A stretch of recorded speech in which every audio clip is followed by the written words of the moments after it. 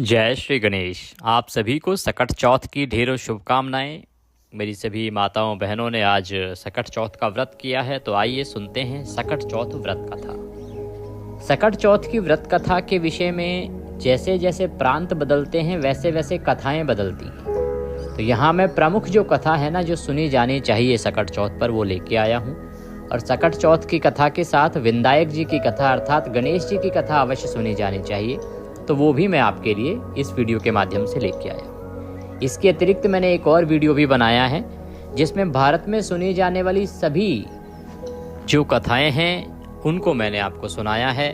उसमें देवरानी जेठानी की कथा भी है जो यूपी, पंजाब और मध्य प्रदेश के बहुत सारे प्रांतों में सुनी जाती है। तो यदि आपके यहाँ ये कथा नहीं सुनाई जाती हो तो आप दूसरा वीडियो भी हमारा देख सकते हैं, उसमें सभी कथाएं मैंने आपके लिए सुनाई हैं। तो आइए सुनते हैं पहले सकट चौथ पर सुनी जाने वाली यह प्रथम कथा और प्रमुख कथा जो मूलतः सुनी जानी चाहिए।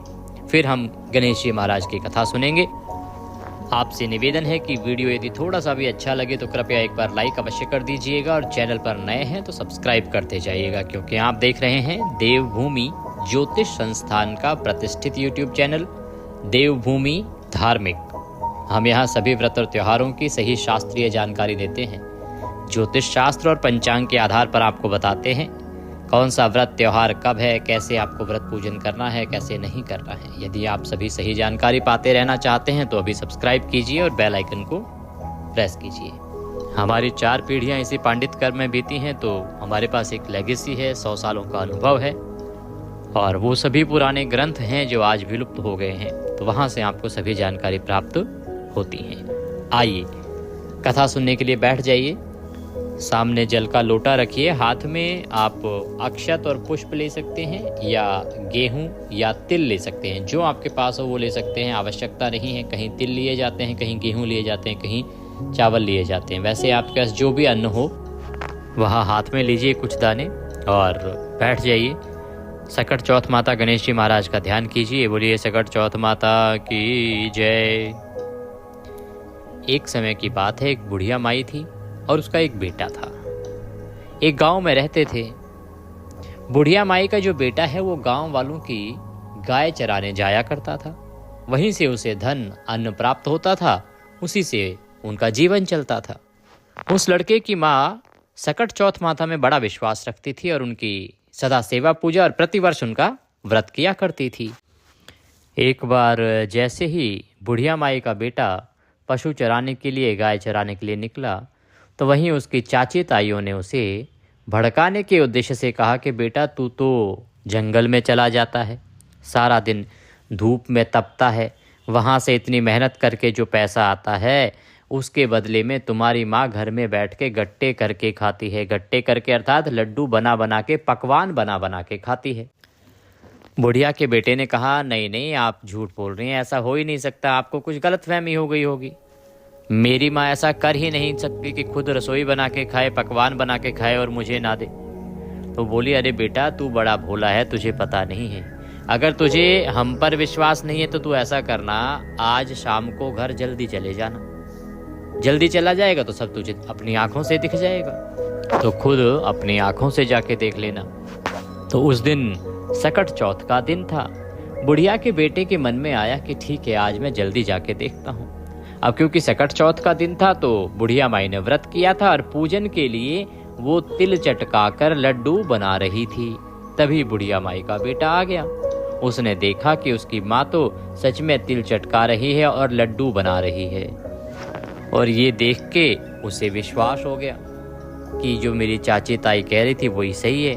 यहाँ तो मेरी माँ पकवान बना रही है, मैं तो इस धूप दोपहरी में जंगल में चला जाता हूँ और यहाँ पीछे से मेरी माँ पकवान बना के खाती है, तो मुझे तो अब यहाँ नहीं रहना। अतः उसने क्रोध में आके अपनी माँ से कहा कि माँ मैं तो अब शहर जाऊँगा, मैं तो यहाँ नहीं रहूँगा। माँ ने कहा अरे बेटा ऐसा क्या हो गया, अपना गुजर बसर यहाँ चल तो रही है, तू क्या करेगा शहर जाके। बोला नहीं माँ, मैं तो यहाँ काम नहीं करूँगा, मैं तो यहाँ रहूँगा नहीं, अब दूर प्रदेश जाऊँगा। माँ बोली नहीं बेटा ऐसे नहीं करते, क्या करेगा तू जाके। वो बोला माँ मैं तो चला जाता हूँ जंगल में पशु चराने, गाय चराने, और तुम घर में बैठ के यहाँ ये पकवान बना के लड्डू बना के खाती हो। मैं तो ऐसे नहीं रह सकता, तो मैं तो ये घर छोड़ के जाऊँगा। तो बुढ़िया माई बोली, अरे बेटा तू गलत समझ रहा है, ऐसा नहीं है। आज मेरा सकट चौथ का व्रत था, चौथ माता का व्रत था, और चौथ माता के व्रत पूजन के लिए ही मैं ये बना रही थी, मैं रोज नहीं बनाती। पर क्योंकि अब उस बालक की बुद्धि पर वही भ्रम जो था वो सवार हो गया था, वही धुन चढ़ गई अब कि नहीं, मैं तो अब यहाँ नहीं रहूँगा और छोड़ के जाऊँगा। बुढ़िया माई भी समझ गई कि ये मेरा बेटा अब पक्का किसी न किसी की बातों में है, किसी न किसी ने इसे सिखा पढ़ा दिया है, इसीलिए इस प्रकार की बातें कर रहा है, तो अब तो ये रुकेगा नहीं। तो उसने कहा ठीक है बेटा, अगर तेरे को जाना है तो तू जा, ऐसा कर ये आखा ले जा। आखा क्या, जो आप हाथ में गेहूं के दाने या जो भी अक्षत या तिल लेके आप जो कथा सुनते हैं ना, उसको आखा कहते हैं। वो दे दिए कि बेटा ये अपने साथ ले जा, और जहाँ भी तेरे को मुसीबत आए ना, जहाँ तेरे को लगे कि खतरा है, मुसीबत है, तो वहाँ ये आखा पूर के बैठ जाना, ये आखा पूर देना चौथ माता और गणेश जी महाराज का ध्यान करके। अगर मैं तेरे नाम के सच्चे व्रत करती होंगी सकट चौथ के, तो निश्चित ही तेरी वह विपदा टल जाएगी और चौथ माता के कृपा से तुम सुरक्षित रहोगे। तो बुढ़िया माई का बेटा अपने हाथों में वो तिल लेके और चल दिया। अब चलते चलते चलते चलते जैसे ही रास्ते में जंगल आया, अब जंगल बड़ा घना, अब घने जंगल में बहुत सारे जानवर। तो जंगल में चलते चलते बुढ़िया माई के बेटे के सामने एक शेर आ गया। शेर को देख के वो डर गया। उसने कहा भाई आज तो तेरा मरना तय है, ये शेर है, शेर तो छोड़ेगा नहीं। तभी उसे अपनी माँ की कही हुई बात याद आ गई। उसने उन तिल के दानों में से थोड़े से तिल के दाने लिए और गणेश जी महाराज और चौथ माता का ध्यान किया और बोला कि अगर मेरी माँ ने मेरे नाम के सच्चे सकट चौथ के व्रत किए हैं तो ये जो शेर है ये गाय बन जाएगा और मेरी रक्षा हो जाएगी। तो उसने वो तिल लिए, चारों तरफ पूर दिए और इस प्रकार से प्रार्थना की। अब उसकी माँ तो सच्ची थी, वो तो अपने बेटे के नाम के ही व्रत करती थी। अरे भला कौन माँ अपने बेटे के विरुद्ध जाएगी? सभी माएँ अपने बेटे का ही तो भला चाहती हैं। देखिए, पूत कपूत हो सकते हैं, माता कभी जो है कुमति नहीं हो सकती। ये आरती में भी आता है, ग्रंथों में भी लिखा है, और अभी तक की अगर हम सामाजिक परंपरा की बात करें तो वहाँ भी यही लिखा है, माँ कभी अपने बच्चे का अहित नहीं कर सकती। तो सकट चौथ माता की कृपा से वह शेर भी गाय बन गया और पूंछ हिलाते हुए वहाँ से चला गया। इस प्रकार से बुढ़िया के बेटे की रक्षा हो गई। वह प्रसन्न हुआ और आगे बढ़ा तो देखा कि एक बहुत बड़ी नदी आई। अब नदी जो है पूरे उफान पे थी। अब अगर नदी को पार ना करे तो रात भर जंगल में रहना पड़ेगा, जंगली जानवर खा जाएंगे। और अगर नदी को पार करने जाएगा तो वह नदी तो उफान पे है और उसमें बह के चला जाएगा। वह बड़ा चिंतित हुआ, बड़ा परेशान हुआ। अब जब परेशानी में मनुष्य होता है तो सबसे पहले कौन याद आता है? माँ याद आती है। फिर उसे माँ की बात याद आई तो उसने अपने हाथों में वही तिल के दाने लिए, चौथ माता गणेश जी महाराज का ध्यान किया और बोला कि अगर मेरी माँ मेरे नाम के सच्चे चौथ के सकट चौथ के व्रत करती थी तो मेरी यहाँ रक्षा हो जाए और ये नदी मुझे रास्ता दे दे। जैसे ही उसने वो आखा, वो तिल के दाने नदी में डाले तो चौथ माता के आशीर्वाद से, गणेश जी महाराज की कृपा से, क्योंकि उसकी माँ ने उसके नाम के सच्चे व्रत किए थे, उस नदी ने उस बालक को जाने के लिए रास्ता दे दिया। उसका उफान कम हो गया और वह धीरे धीरे बड़े आराम से उस नदी को पार कर गया। इस प्रकार से नदी को पार करके वो दूसरी तरफ जब पहुंचा तो वहाँ एक सुंदर सा नगर था। वह नगर में प्रवेश कर गया। नगर में प्रवेश कर गया तो उसने देखा कि एक बुढ़िया माई है, वो बेचारी पुए बना रही है और रोए जा रही है। अब पुए भी बना रही है और रोए भी जा रही है। तो वो बड़ा कन्फ्यूज हुआ, बड़ा विचार करने लगा कि कारण क्या है, खुशी की बात है कि गम की बात है। अरे भाई, पकवान बन रहे हैं तो निश्चित रूप से खुशी की बात होनी चाहिए, पर ये बुढ़िया माई तो साथ में रो भी रही है। इसका मतलब कोई दुख है, कोई गम है। तो इसकी क्या परेशानी है? वो बुढ़िया माई के पास गया कि अरे बुढ़िया माई, ये क्या हो रहा है? तू रो क्यों रही है? तू पकवान भी बना रही है, रो भी रही है, क्या कारण है?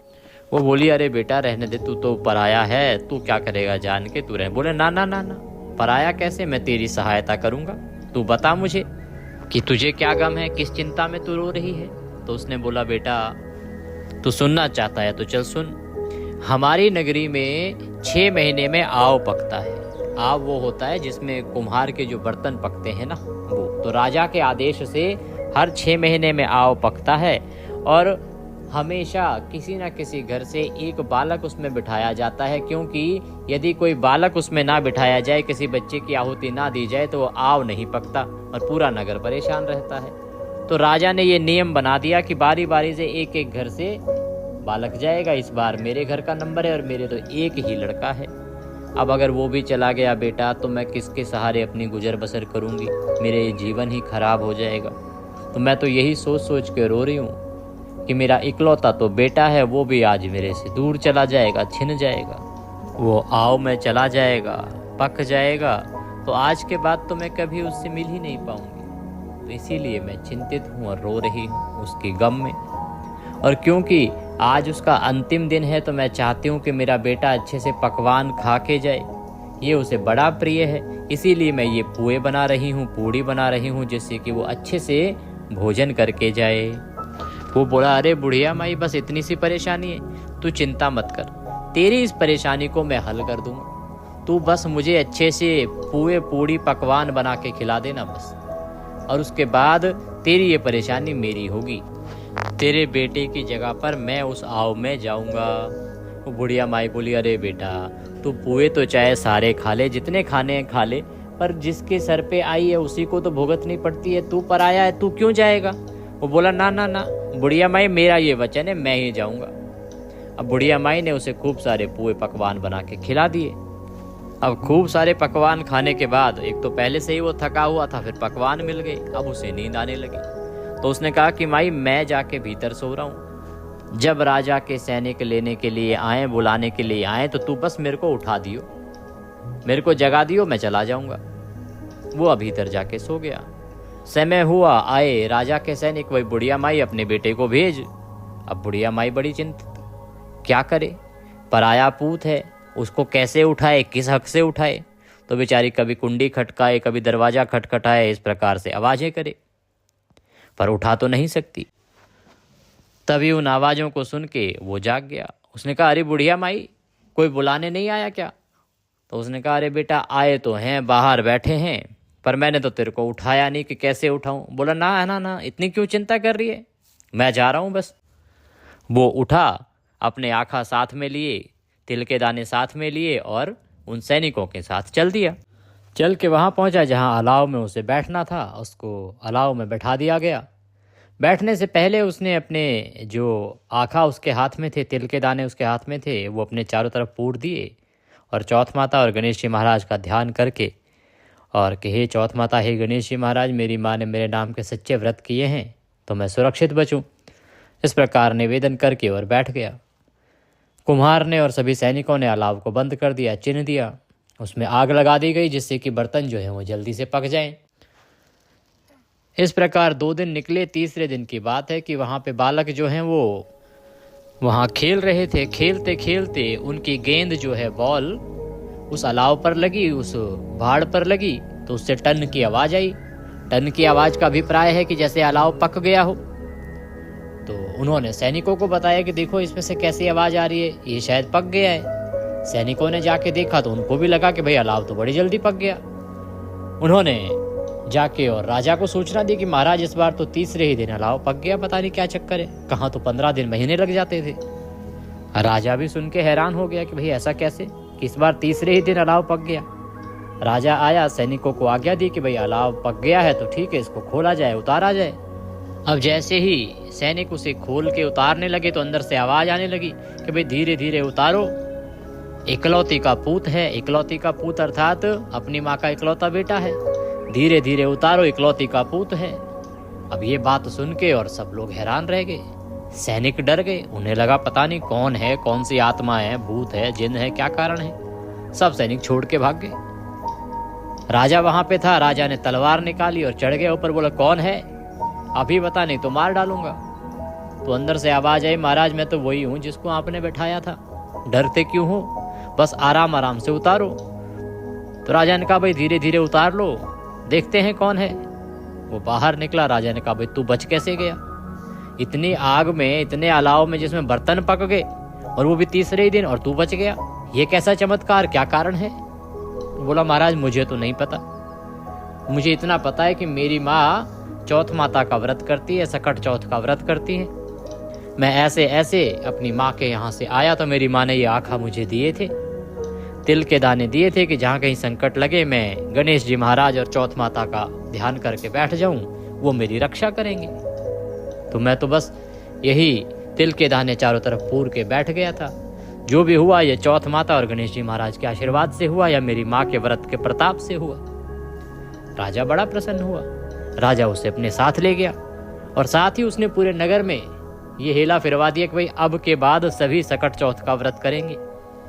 राजा जब उस युवक को महल में ले गया तो रानी ने कहा महाराज फिर इसके साथ तो हमें अपनी बेटी ब्याह देनी चाहिए। अरे ऐसा दामाद हमें कहाँ मिलेगा जिसको अग्नि भी नहीं जला सकती, कोई मार नहीं सकता।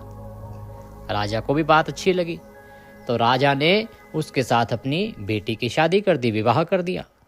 कुछ ही दिन बीते थे कि एक दिन राजकुमारी और वह युवक महल की छत पर घूम रहे थे। तो उस युवक ने कहा कि वो जो नदी है दूर, उसके परली तरफ हमारा गांव है। राजकुमारी बोली क्या आपका भी कोई गांव है? बोला हाँ मेरी माँ है, गांव है, घर है, सब कुछ है। तो बोली फिर हम यहाँ क्या कर रहे हैं, अपने घर चलते हैं। तो युवक बोला कि भाई अगर आपके पिता आपको आज्ञा दे दें और भेज दें तो चलो, मैं तो प्रसन्न हूँ चलने को। तो वह राजकुमारी दौड़ी दौड़ी अपने पिता के पास गई। बोला पिताश्री आपके दामाद कह रहे हैं कि अगर आपकी आज्ञा हो तो हम अपने गांव चले जाएं। तो पिता बोला बेटा ये तो बहुत अच्छी बात है, दूर जमाई लाख बराबर, घर जमाई खाक बराबर, तो इससे उत्तम तो है ही नहीं कुछ। तो राजा ने खूब सारा धन दौलत आदि देके सैनिकों के साथ अपनी बेटी और दामाद को विदा कर दिया। दोनों पहुंचे नगर के द्वार पर, गांव के द्वार पर। वहां से बेटे ने एक सैनिक भेजा कि भेजा और मेरी माँ को सूचना दे दे कि उसका बेटा आया है। तो सैनिक गए और बुढ़िया माई के घर जाके खटखटा के बोले अरे बुढ़िया माई तेरा बेटा आया है। अब बुढ़िया माई बेचारी अपने बेटे के गम में रो रो के अपनी आंखें गंवा चुकी थी, अंधी हो गई थी। वो बोली अरे तू कौन है भाई, क्यों मेरे से मजाक कर रहा है? ये गांव की औरतें तो करती हैं कि बेटा आ रहा है बेटा आ रहा है, अब तू भी। बोला नहीं नहीं बुढ़िया माई मैं सच बोल रहा हूँ, मैं तो सैनिक हूँ, तेरा बेटा आया, तेरी बहू भी साथ में। उसने बोला हे चौथ माता अगर ये सच कह रहे हैं तो मैं चलती हूँ, अगर वो मेरा बेटा है तो मेरे स्तन से सीधे दूध की धार बहे और वो सीधे उसको मिले। तो इस प्रकार से वो चल दी। जैसे ही वो बेटे के पास पहुंची तो उसके स्तनों से दूध बहने लगा। वो समझ गई कि मेरा बेटा आया है। बेटा पैरों में पड़ गया, माफ़ी मांगने लगा, क्षमा मांगने लगा। बोली अरे पागला है क्या, माँ कोई भला बेटे से नाराज होती है क्या? खूब बेटे को आशीर्वाद दिया, बहू को गले से लगाया, बहू को आशीर्वाद दिया और उनको घर ले आई। चौथ माता के आशीर्वाद से बुढ़िया माई की आंखें भी ठीक हो गई और इस प्रकार से उसके खूब सारा महल अटारी हो गए। राजा ने खूब धन भी दिया, राजकुमारी भी घर आ गई और उसके घर में वारे के न्यारे हो गए। हे चौथ माता, कहानी कहने वाले को, सुनने वाले को, हुंकारा भरने वाले को, सबको जैसे पहले आई वैसे किसी के ना आना, जिससे बाद में आई वैसे सबके आना और सबके घर में खूब धन के भंडार भरना, संतानों को दीर्घायु करना। बोलिए चौथ माता की जय। इसके बाद जो हाथ में आपने तिल के दाने या गेहूं के दाने हैं उसमें से कुछ दाने सामने जो जल का लोटा रखा है उसमें डाल दीजिए। अब हम विनायक जी की कथा सुनेंगे, क्योंकि विनायक जी की कथा के बिना कोई भी चौथ माता की कथा अधूरी कही जाती है। तो एक बार की बात है, गणेश जी महाराज बाल रूप में थे। चुटकी में चावल लेके, चम्मच में दूध लेके पृथ्वी लोक पर घूम रहे थे कि कोई मेरी खीर बना दो, कोई इसकी खीर बना दो, कोई इसकी खीर बना दो। वो एक नगर में पहुंचे जहाँ एक बुढ़िया माई रहती थी। वो गणेश जी भगवान की भक्त भी थी और चौथ माता का व्रत भी करती थी। तो गणेश जी महाराज ने उससे कहा कि बुढ़िया माई इसकी खीर बना दे। अब बुढ़िया माई ने सोचा बालक है, चल कोई बात नहीं, इसकी बाल लीला है, ये भी खुश हो जाएगा। बोला ला भाई बना देती हूँ। उसने छोटा पतीला चढ़ाया। बोला ना ना ना ना बुढ़िया माई, जो सबसे बड़ा भगोना घर में है ना वो चढ़ा। उसने बाल लीला समझ के और सबसे बड़ा पतीला जो है चूल्हे पे चढ़ा दिया। जैसे ही वो चम्मच का दूध उसमें डाला, पूरा पतीला भर गया और जो चुटकी में चावल थे वो भी खूब सारे चावल हो गए। अब तो पूरा भगोना खीर का भर के बन गया। अब गणेश जी महाराज कहने लगे, बुढ़िया माई मैं नहा के आता हूँ, तू ऐसा कर पूरे गांव को नौतिया, पूरे गांव में बोल के आ कि सब के सब आए तेरे घर पर भोजन करके जाएं खीर का। बुढ़िया माई बोली, अरे बेटा ये तो एक पतीला है, इससे पूरे गांव को क्या होगा। बोला बुढ़िया माई कोई बात नहीं, तू बोल के तो आ। बुढ़िया माई गई, पूरे गांव को नौती आई। अब गांव वाले आए, उससे पहले बुढ़िया के पोते पोती आ गए, बोले दादी खीर बनाई है, खीर खिला दे, भूख लगी है। दादी ने बोला, आ भाई गणेशा तू जीम ले और ये बालक जीम ले। तो बुढ़िया माई ने उन बच्चों को थोड़ी थोड़ी खीर दे दी। बच्चों ने खूब पेट भर के खा ली। पीछे से बुढ़िया माई की बहू आई, उसने भी एक कटोरा भर के खीर खुद खा ली, एक कटोरा छुपा के रख दी। इतने में गांव वाले आ गए। अब बुढ़िया माई ने गांव वालों को खूब खीर खिलाई, पर भगोना खत्म ही ना हुआ। भगोना वैसे के वैसे भरा। अब सब हैरान रह गए, भाई बुढ़िया माई के पास इतना पैसा कहाँ से आ गया, ये कौन सा चमत्कार है कि बुढ़िया माई ने पूरा गांव जिमा दिया। अब सबके सब हैरान। ये सूचना राजा के पास पहुंची।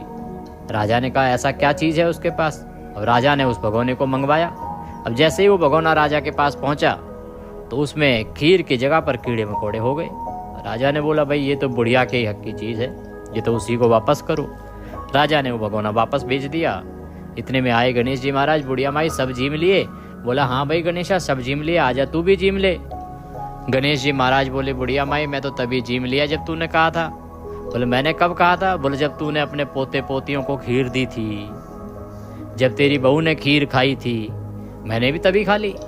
बुढ़िया माई मैं तेरे से बड़ा प्रसन्न हूँ, मांग वरदान मांग। बुढ़िया माई बोली, बेटा मैं क्या वरदान मांगू, तूने मेरे से खीर बनाने को कही, मैंने बना दी। अब भगवान की कृपा ऐसी हुई कि ये तो सबको पूरी पड़ गई। अब बता इसका क्या करूं। बोला, जो बची है उसको अपने घर के कोने में गाड़ दे।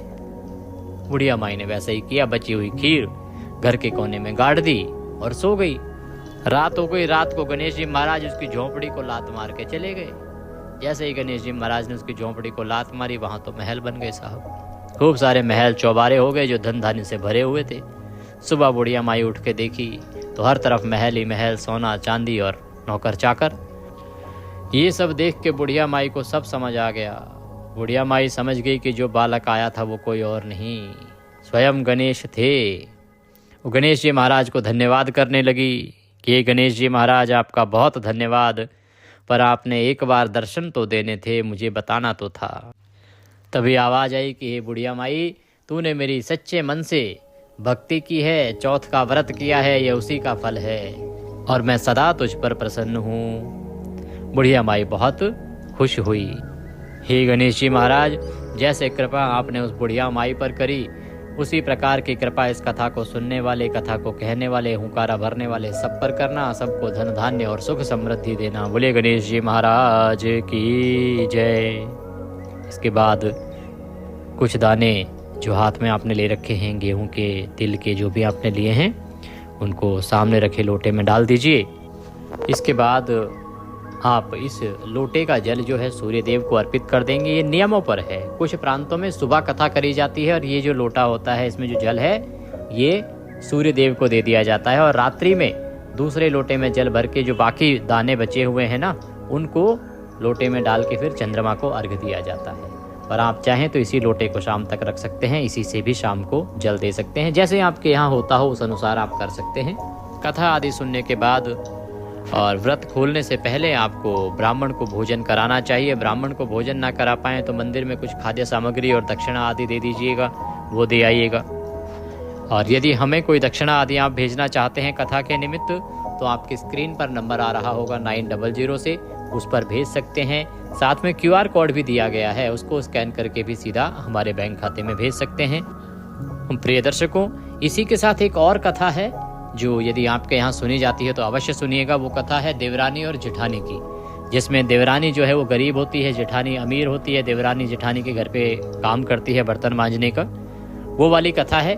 उस कथा को आप हमारे दूसरे वीडियो में सुन सकते हैं। वो कथा भी मैंने आपके लिए रिकॉर्ड की है। तो यदि आप हमारे व्हाट्सएप ग्रुप पर अभी तक नहीं जुड़े हैं तो जुड़ जाइए। उससे लाभ ये होगा कि सभी जानकारियाँ, सभी कथाओं के वीडियो लिंक आपको सीधे मोबाइल पर आते रहेंगे।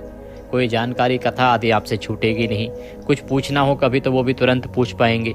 यदि आप जुड़ना चाहते हैं हमारे व्हाट्सएप ग्रुप पर तो जुड़ने के लिए जो नंबर आ रहा है स्क्रीन पर 900 से, उस पर व्हाट्सएप मैसेज लिखिए, अपना नाम बताइए और कहिए कि आपके नंबर को जोड़ दिया जाए, तो हम आपको अपने ग्रुप में ऐड कर देंगे।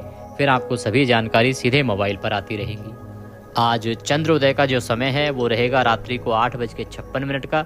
ये दिल्ली का समय है, बाकी सभी राज्यों में अलग अलग है, शहरों में कुछ अलग अलग समय होता है। यदि आप अपने शहर का जानना चाहते हैं तो कमेंट बॉक्स में लिख के पूछ सकते हैं या मोबाइल के माध्यम से भी पूछ सकते हैं। कथा कैसी लगी, आपको हमारा चैनल कैसा लगता है, इसके विषय में अपनी राय कमेंट बॉक्स में लिखना ना भूलिएगा। भगवान गणेश आप सबका व्रत सफल करें। जय श्री गणेश, जय चौथ।